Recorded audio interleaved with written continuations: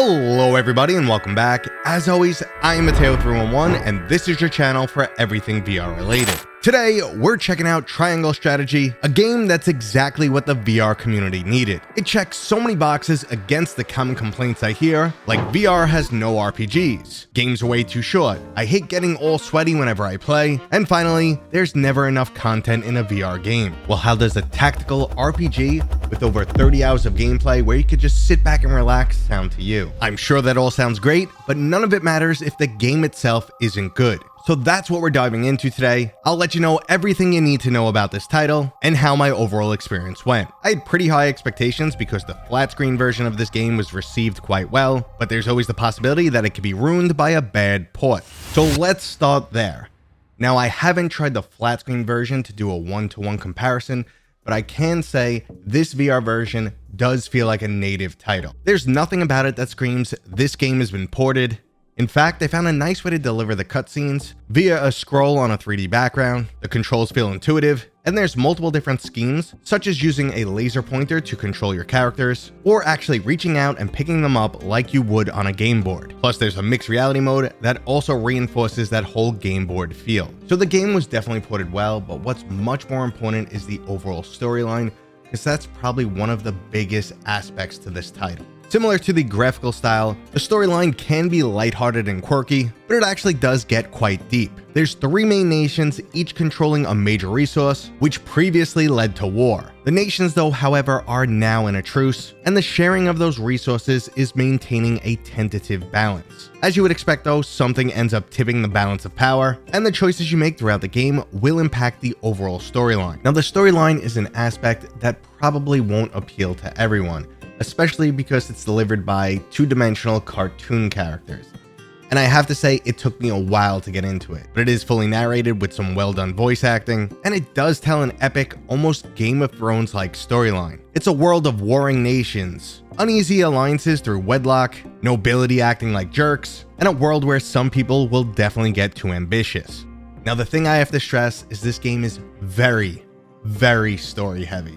So if you're not into the storyline, it's probably not right for you. And to give you an example, between the game's first fight and the second one, there's probably about an hour of dialogue. And I'm not exaggerating, there's that much.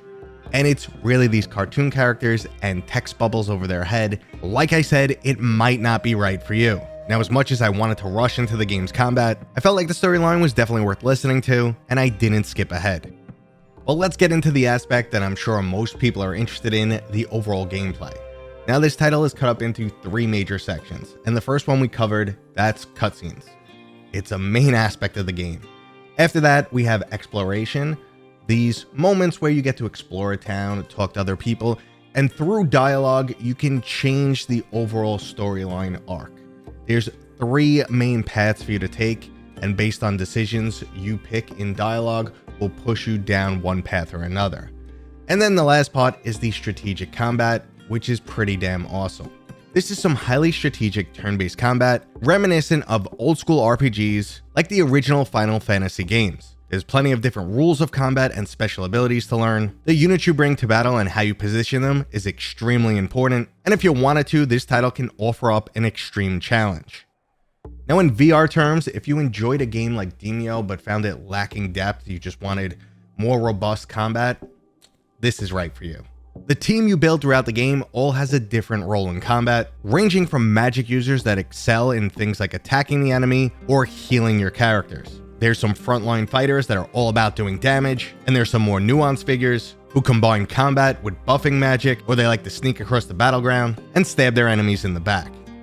So it's similar to most other RPGs, however, there are enough nuances and differences here to make sure it's exciting. And the last aspect that I wanted to talk about this game is how it feels nostalgic, but also new. These 2D characters are definitely reminiscent of old school RPGs. I grew up playing games similar to this on Genesis, but now you're placed on a 3D map that you could reposition and look at from all different angles. And we also have some really cool special effects. Trust me, fireballs and other spells definitely did not look like this when I was a kid. So you get that nice bit of a nostalgia with a new age feel, and I gotta say, I absolutely loved it. So if this sounds like a game you're interested in, you can pick it up right now for the MetaQuest 2 and 3 headsets for only $29.99.